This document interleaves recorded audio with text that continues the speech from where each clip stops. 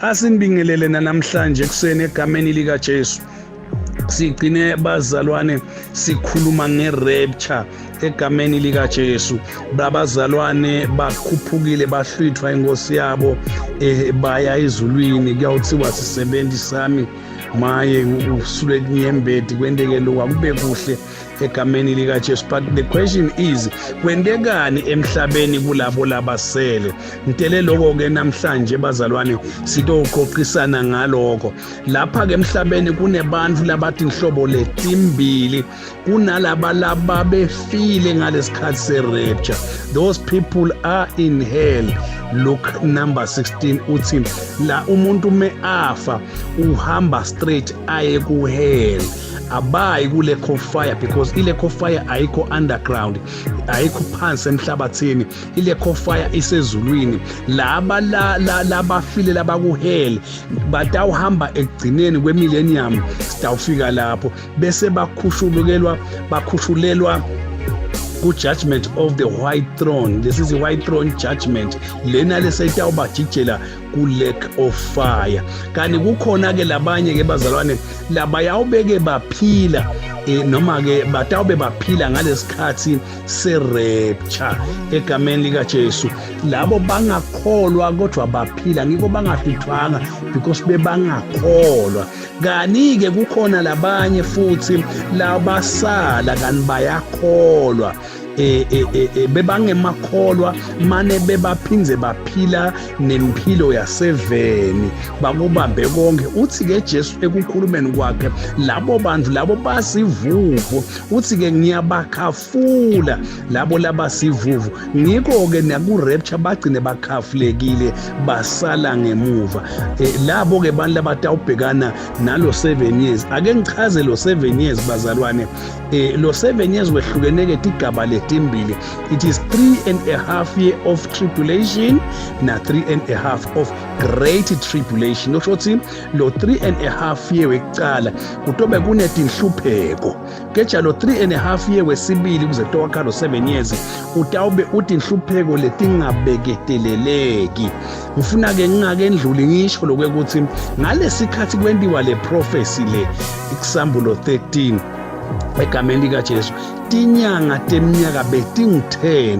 Ngiko ke lokwenda lokwekuthi nawuthi ufunda Sambulo 13 verse number 5 kuthiwa lesilo saniketwa 42 months. Loyo ke ngu3.5 years kuloko kubala kwaleso sikhathi. Angiqale ke kanjena ke bazalwane. Uthi ke umbhali wencwadi yeSambulo kwaphuma emantini lesilo nakuqala nje rapture wasiphuma emantini lesilo lesasinikwe nguSathane nyoka ngwenya nguDraco, sasinika emandla wasinika nemagunya nesihlalo sebo sakhe sebukhosi. Nguverse 2 waSambulo 13 wabanika ukuthi bahlaphathe umhlaba bende noma ngayini lembi letawuhlupha bantu bagcilade ngendlela leseyibuhlungu kakhulu. Wanikwa ke lamandla nalamagunya nalemvumo yalo ukuthi bangahlaphatha bende konke. Uthi nakakhuluma lo verse number 3 uthi lesilona uthi uyasibukisisa sineluphandlo olukhulu lesikhombisa sasikhehlethwe lona lelwesabekako. Kodwa ke na ulubuka loluphandlo noma lesika wabona lokuthi sesipholile. Bathi ke labanye babhali njengaFinlay na ufunza incwadi yaFinlay lethi Revelation, bathi that was the Roman Empire leyake yaba very active but seyiphelelwe ngemandla egameni lika Jesu. Ngalinye ilanga ngiyake ngikuchaze ngifundisa ngaSambulo 7 ngaDaniel 7 ngila ufika uyithole kahle khona but uthi ngachazelwa kuze uyicondzisise kahle.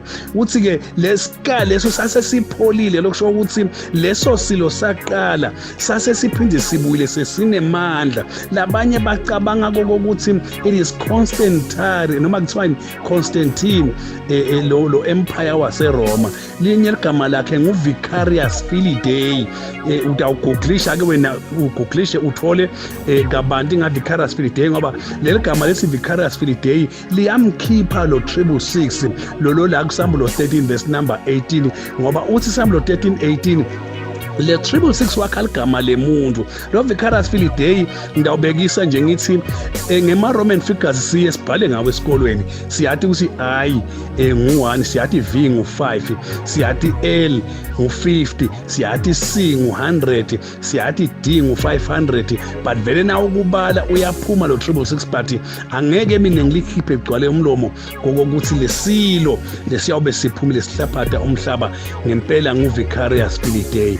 Lokunye ke letawuphindze bakwendeke ngilokwekuthi bayawuphindze bakhulume kabi ngaNkulunkulu bakhulume kabi ngelizulu bakhulume kabi ngemaKristu nangetingilozi bakhulume kabi nangalabangcwele babese bahlupha labanye labasala lana emhlabeni bangahlutshwa babalimate babahlukubete ngayo yonke indlela phocelela lokwekuthi bagcine balanzelele silo egameni lika Jesu. Kuyakwendeka konke lokuhlupheka lokunjengaloku kulo 3.5 year we tribulation wekuhlupheka sengena ke manje kule second 3.5 year lesithi i-great tribulation leyo ke iyawuba nalesinye ke silo lesiyawuba sisabeka kakhulu ke leso sinelulaka kakhulu ke leso silo leso ngoba sona umsebenzi waso kutohlupha ngendlela leseyicakile lengabeketeleleki nasingena nje siyawufike siphoqelele bantu kwekuthi bakhonde lesilo secala sisigcebe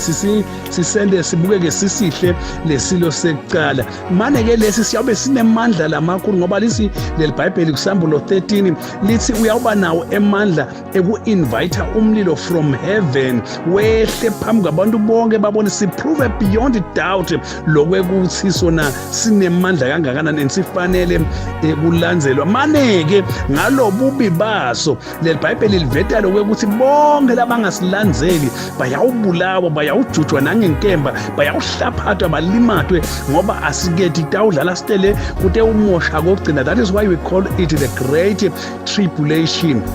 Naku lokunye bazone lesitabe sikwenda lesilo lesi kulabalaba bebasele emhlabeni siyawufike sifake imark yebeast le 666 enhloko yemuntu noma ke esandleni sakhe sangesekudla sendelelo kwekuthi wonke umuntu odzinga ngene esitolo egameni lika Jesu uma etele mark of the beast at 666 ebuntini lakhe noma esandleni sakhe sangeli angakhoni uthola iservice awukhoni ukuthengisa awukhoni ukuthi esibhedlela awukhoni kuya kuma services nje noma ngimaphi ufuna uproduce ubonakale lokwekuthi unayo yini imark of the beast. Kuyabe kumadima kakhulu bazalwane impilo labanengi bayawungeka labanengi bayawuphoceleleka ukuthi balandzele lesilo bafake lolu phawu lwa 666.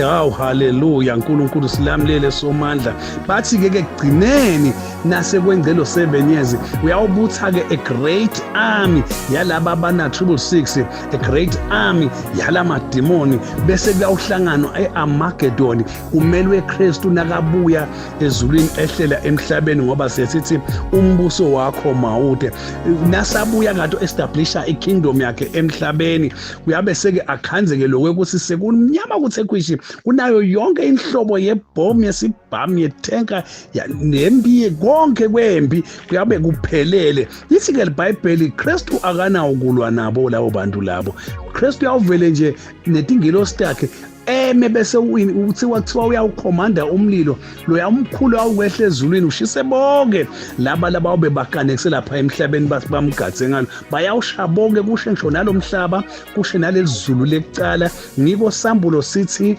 lizulu lecala nemhlaba wecala kwasha kwase kwendlulile kwase kuvelela izulu lelisha nemhlaba lomusha kulapho ke Kristu ke atawe sewehlisela iJerusalem yakhe le golden ayehlisele emhlabeni lomusha.